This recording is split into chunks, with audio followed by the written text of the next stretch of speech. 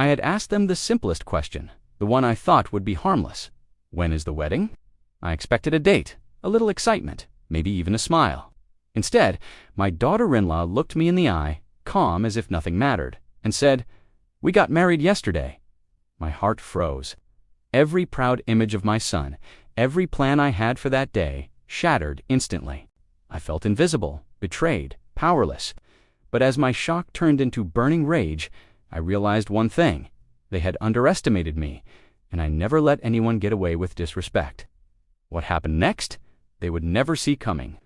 I am David, 52 years old, and I have spent most of my life trying to be a good father. I raised my son Mark with everything I had, time, patience, and love that I hoped would shape him into a man of character. I watched him grow from a curious boy into a young man I was proud of, someone I thought I could always trust. I believed that family meant honesty, respect, and transparency. That belief is why what happened next cut me deeper than I ever imagined. My son had been seeing a woman named Claire for over a year. From the beginning, I had reservations. Claire was beautiful, polite, and charming when others were around, but there was a cold precision in her behavior that I could not ignore. She always seemed to measure everyone and everything, like she was deciding who deserved her approval and who was beneath her. I tried to push my concerns aside, telling myself that Mark knew what he was doing. I wanted to trust him.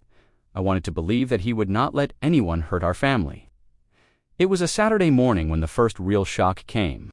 The sunlight streamed through the windows, illuminating the kitchen with a golden glow, and the smell of coffee filled the air. I sat at the table expecting a normal conversation, a simple exchange about wedding plans. I had called Mark over with a calm, hopeful tone, imagining we could talk about dates, venues, and all the little things a father looks forward to discussing with his son. I was ready to be excited for him, to celebrate a new chapter in his life. Mark hesitated. He shifted his weight from one foot to the other, avoiding my gaze. I could feel the tension radiating from him. Then, Claire, standing quietly behind him, turned her head slowly and looked at me. That smile of hers, calm and unshakable, made my stomach tighten. I had seen that smile before, when she knew she was in control, when she had successfully made someone feel small without lifting a finger. Then came the words that stopped me in my tracks. "We got married yesterday." The room went silent. I felt a wave of disbelief crash over me, like ice water poured over my chest. My heart raced, my hands shook slightly, and my mind refused to process what I had just heard.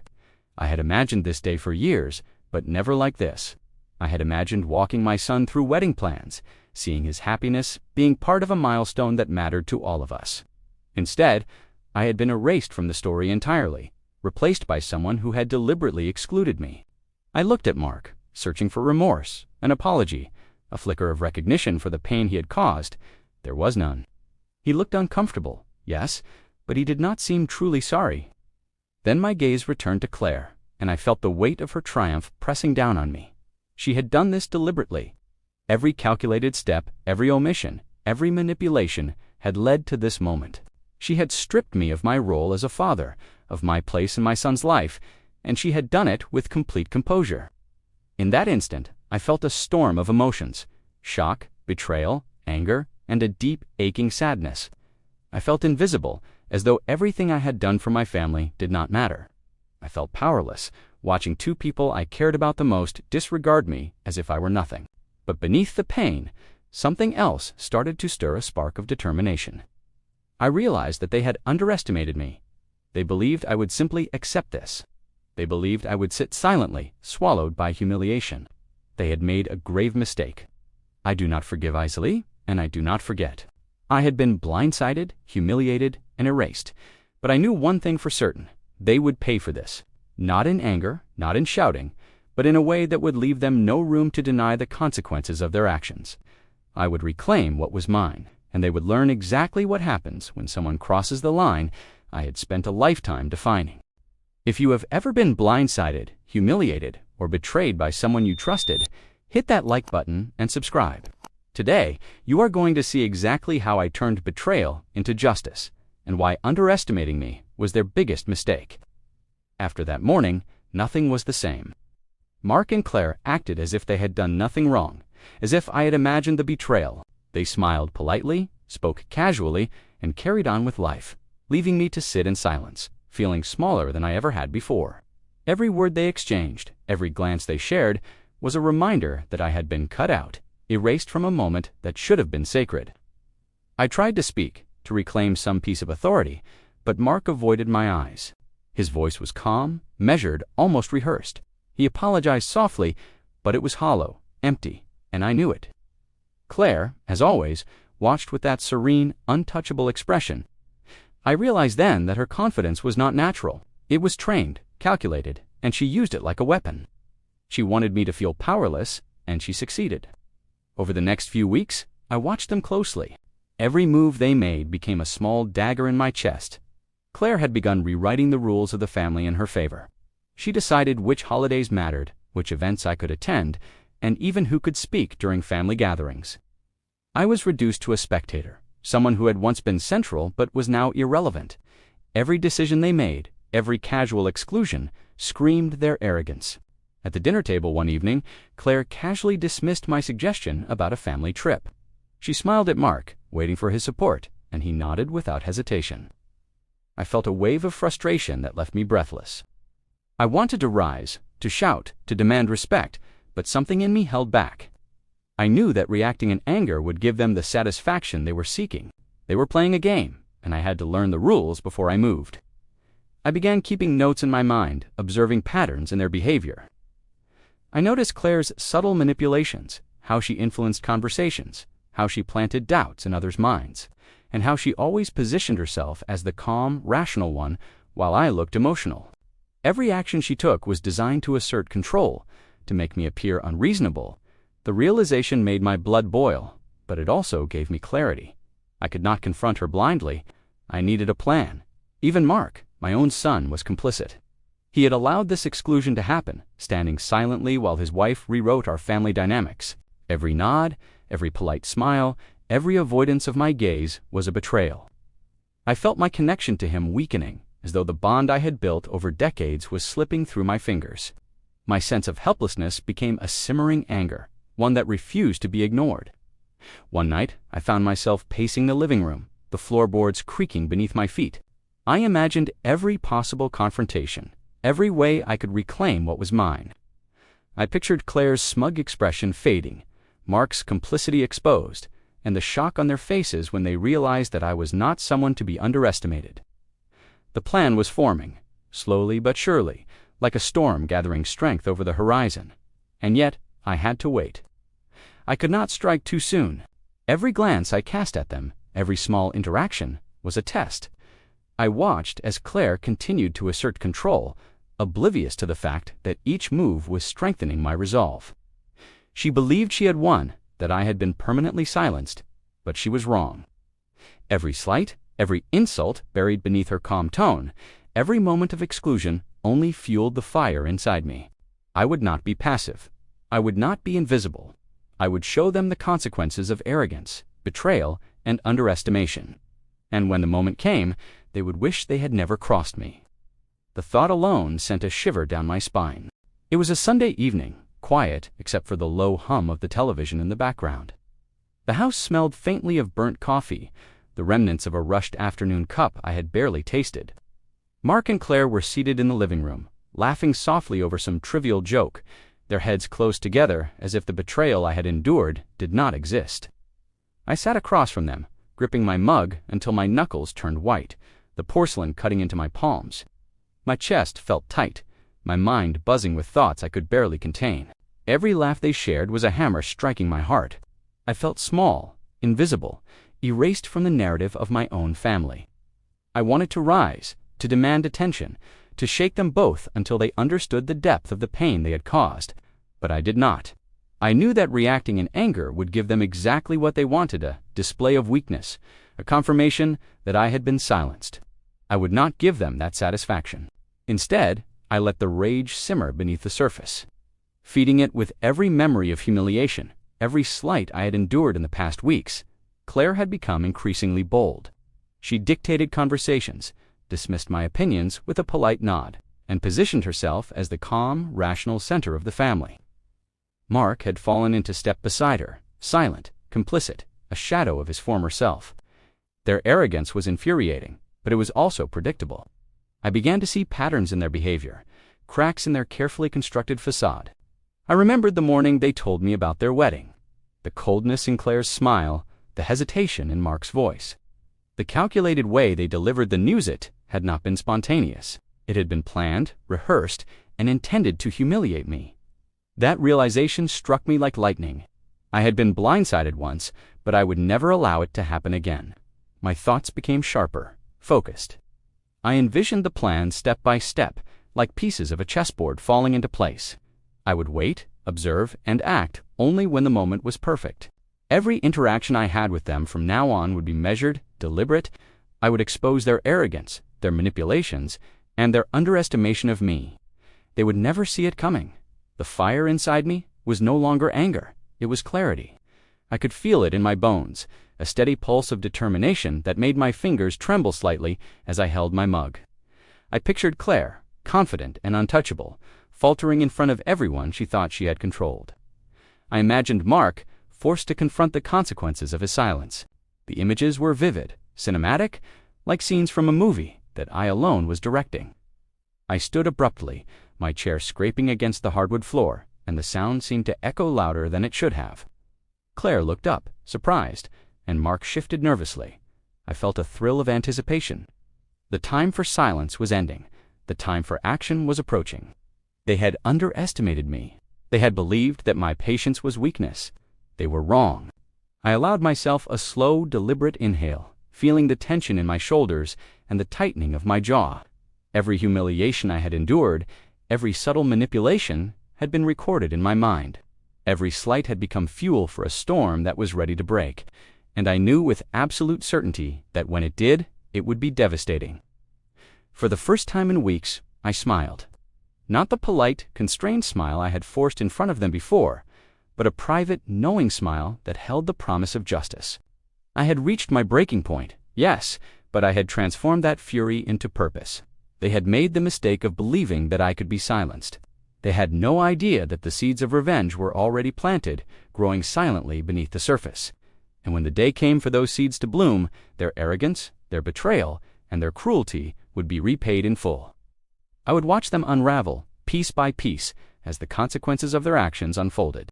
They would regret ever underestimating me. Every slight, every act of disrespect, every deliberate exclusion would be returned in a way they could never ignore. I began quietly, no announcements, no warnings. I became observant, precise, and patient.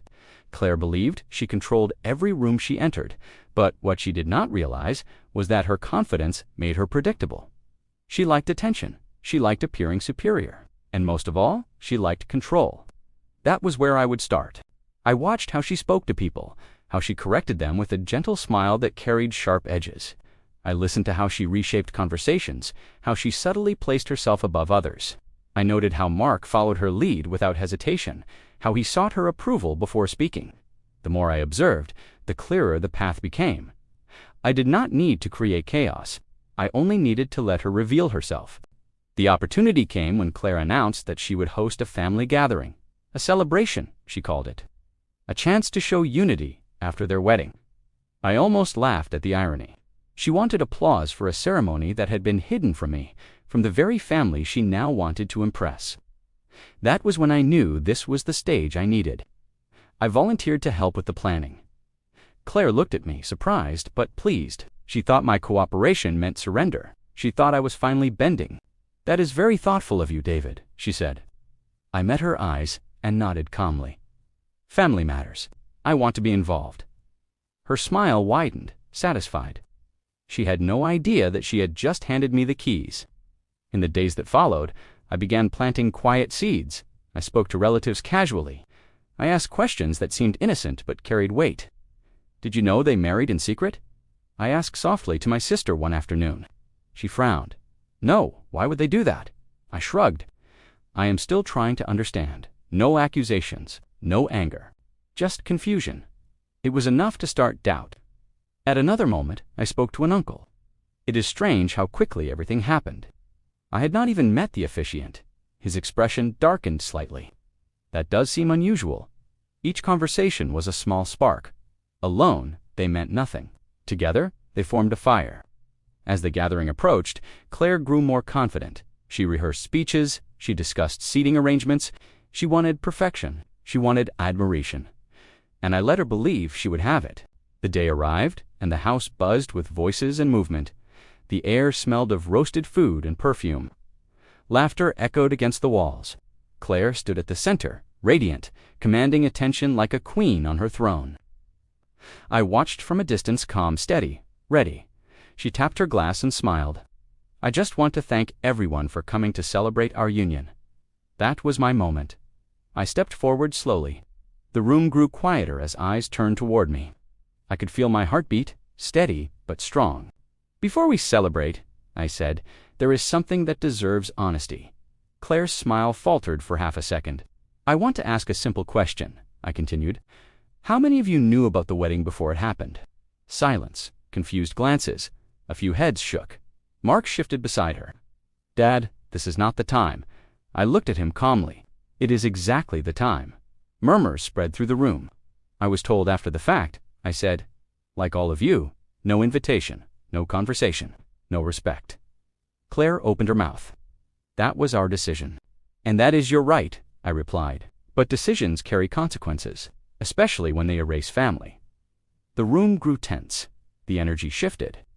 You speak of unity, I said, looking directly at her. Yet you built your marriage on secrecy. Her composure cracked. You are trying to embarrass us. No, I said quietly. You did that yourselves.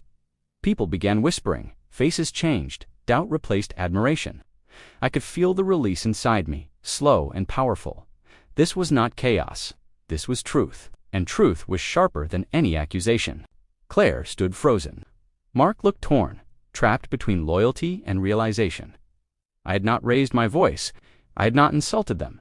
I had simply let the room see what had been hidden. And in that moment, I knew the plan had worked. The room was silent. Every eye was fixed on Claire. And for the first time, I saw her confidence begin to crumble. She had been untouchable, calm, in control, but the atmosphere had shifted in a way she could not command. The whispers had grown louder, questions spreading like wildfire, and I felt a thrill ripple through me, not from cruelty, but from justice. Claire opened her mouth, searching for words, but none came. Her carefully constructed composure had fractured, revealing the arrogance and manipulation that had been hidden behind that serene smile.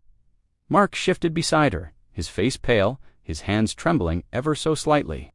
The complicity he had shown in weeks past weighed on him now, and I could see the conflict etched into every line of his face. I allowed a slow pause, letting the tension stretch like a taut rope across the room. Each second was deliberate, giving space for the weight of their actions to settle in the minds of everyone present. I let them feel the full measure of their choices, the ripple of consequences that had been set in motion the moment they decided to erase me from my own family. You built a marriage on secrecy, I said, my voice steady, carrying through the room, calm but unyielding. You thought no one would notice. You thought respect and honesty could be ignored. And now you see what happens when trust is broken, when arrogance blinds you to the people who matter most. Claire's hands clenched at her sides, her lips pressed into a thin line. I could see her pulse quicken at her temple, the sharp rise of panic beneath the surface of her carefully rehearsed poise. She had controlled everything for so long, and now she could not control anything. Mark tried to intervene. Dad, please, this is not the way to I. Held up a hand, cutting him off with a quiet authority that silenced him immediately. Mark, it is exactly the way. This is the moment of truth.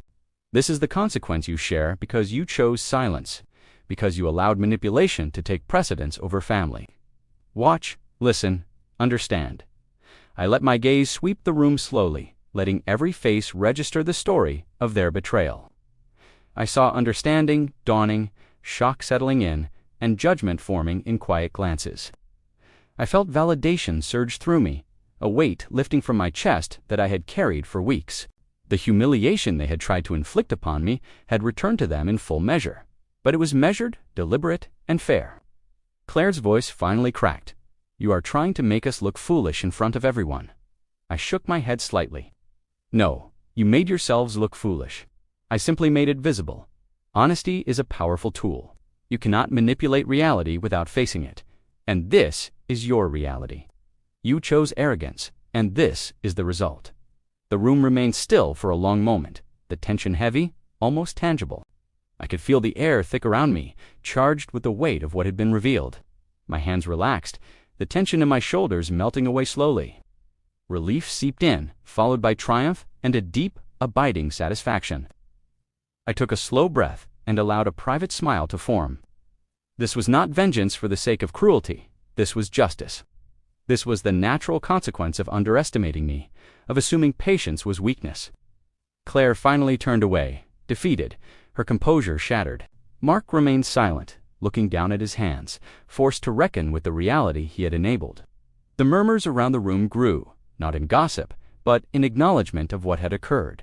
The truth had been revealed, and the balance restored. I leaned back slightly, feeling the last of my frustration and tension dissolve.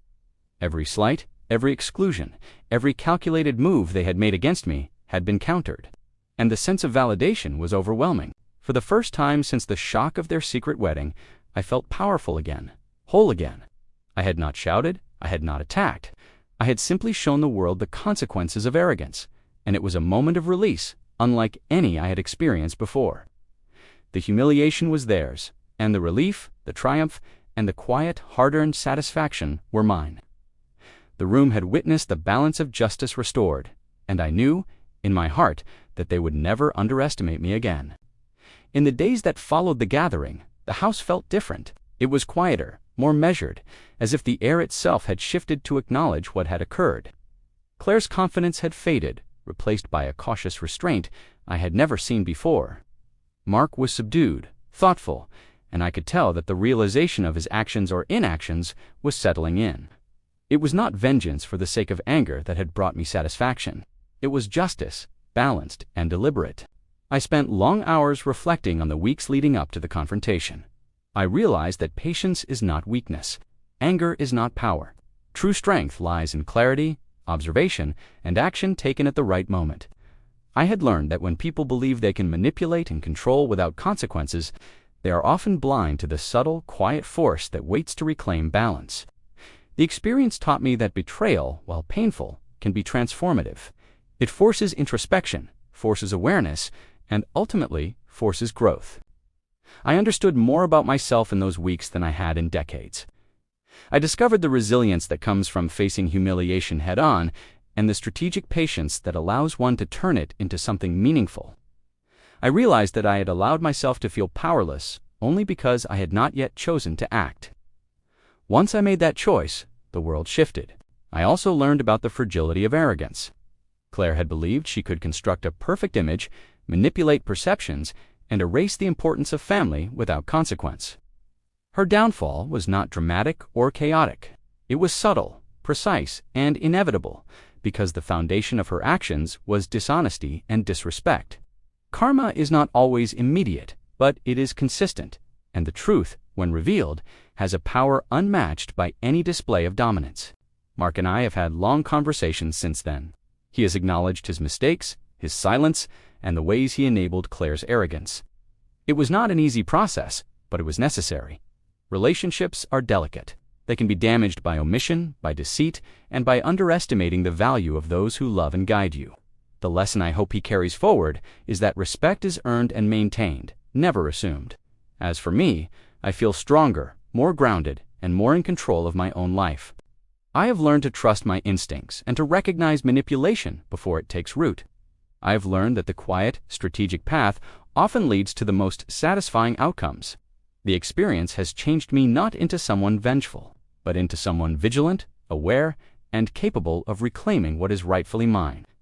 The house feels lighter now, not because the tension is gone, but because honesty has returned. The balance has been restored, and I no longer carry the weight of betrayal in silence. I know that the memory of what occurred will remain with us all, a lesson etched in experience, and I find peace in that knowledge. I have shown that patience, intelligence, and strategic action can turn even the deepest humiliation into an opportunity for justice. Life has a way of testing us, of pushing boundaries and revealing who we truly are. I faced betrayal, humiliation, and exclusion, but I emerged with clarity, dignity, and a sense of empowerment. I have learned that no one has the right to erase you, and that every action, every slight, every manipulation carries consequences. In facing mine with patience and precision, I found strength, validation, and most importantly, peace. If this story resonated with you, hit that like button and subscribe for more stories of betrayal, justice, and redemption. Share your most satisfying revenge or lesson learned in the comments. Remember, patience and clarity can turn even the deepest humiliation into triumph.